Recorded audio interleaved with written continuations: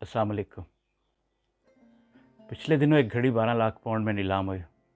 पूछा गया ये घड़ी इतनी महंगी क्यों है, तो पता चला कि ये टाइटैनिक के अंदर से मिलने वाले नवादरात में से एक है और ये एक अमेरिकी जॉन जैकब ईस्टर चाहरम की घड़ी है।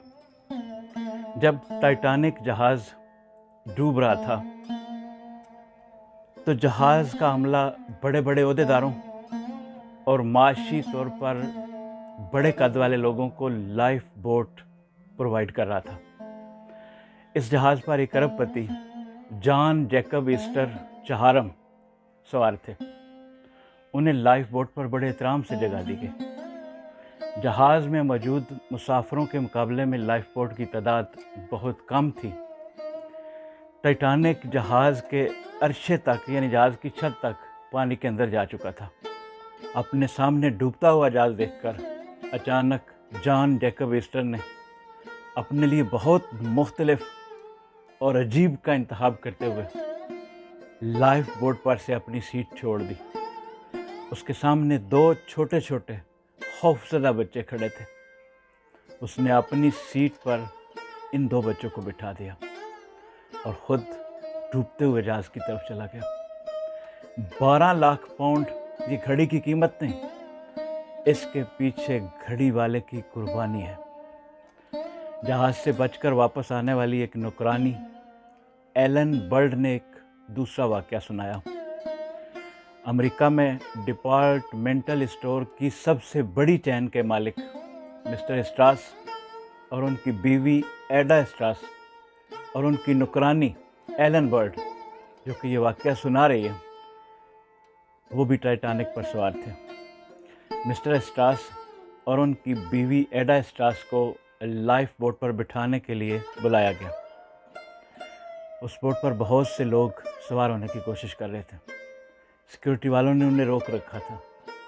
इस सूरत-ए-हाल को देखते हुए मिस्टर स्ट्रास ने कहा, इस बोट पर इन लोगों का भी उतना ही हक है जितना मेरा।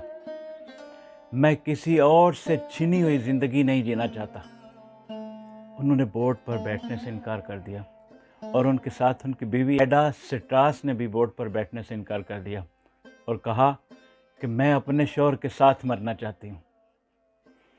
जहाज़ का अमला उन्हें बिठाने के लिए बहुत ज़िद कर रहा था, तो उस पर मिस्टर स्ट्रास ने अपनी नौकरानी एलन बर्ड को लाइफ बोट पर सवार करा दिया।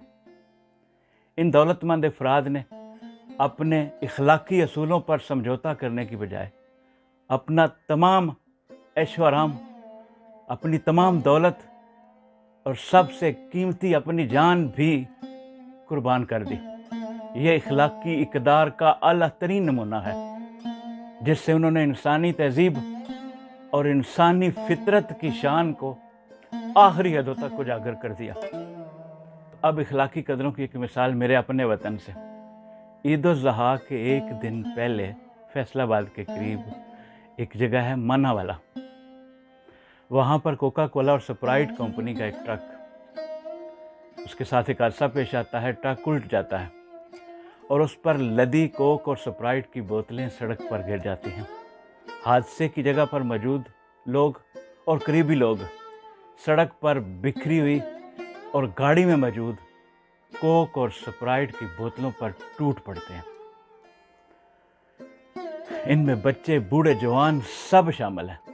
हत्ता कि इस वारदात में औरतों ने भी अपना हिस्सा लिया। सोचिए बहसीयत कौम हम कहाँ खड़े हैं। वहाँ पे एक हादसा एक जहाज़ को पेश आता है। लोगों ने क्या किया? यहाँ पे एक हादसा एक ट्रक को पेश आता है। लोगों ने क्या किया? वो काफिर, हम मुसलमान।